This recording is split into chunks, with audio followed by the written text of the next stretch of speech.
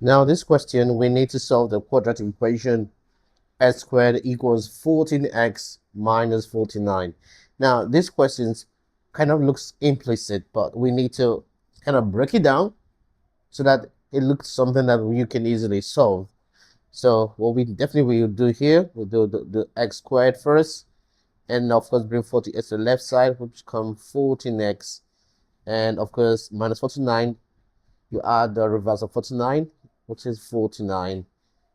Everything now turns to 0. Okay, so now we need to solve this quadratic equation. Now the first thing you needed to do first is to put double bracket here, equals 0.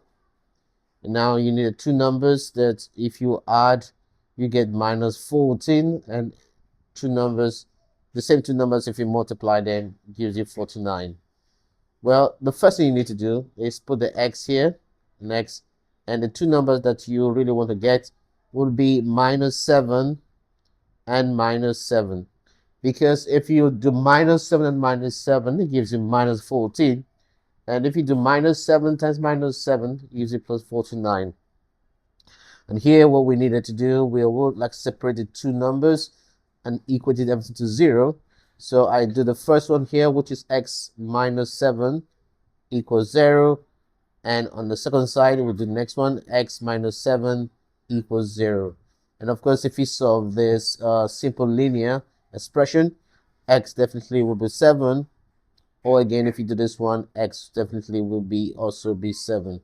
So the answer for this question will be 7 and 7. Now this makes a lot of sense.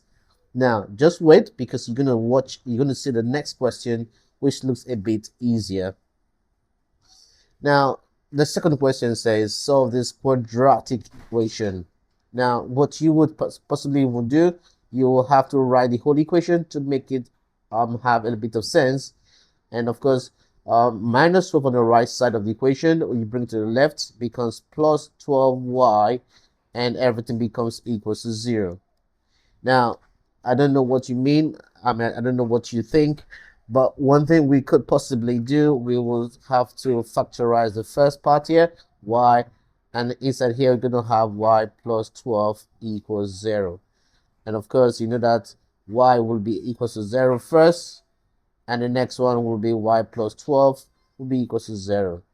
And of course, if you have to solve the second part here, y will be equal to minus 12, and of course y equals 0. So our answer here is 0 and minus 12.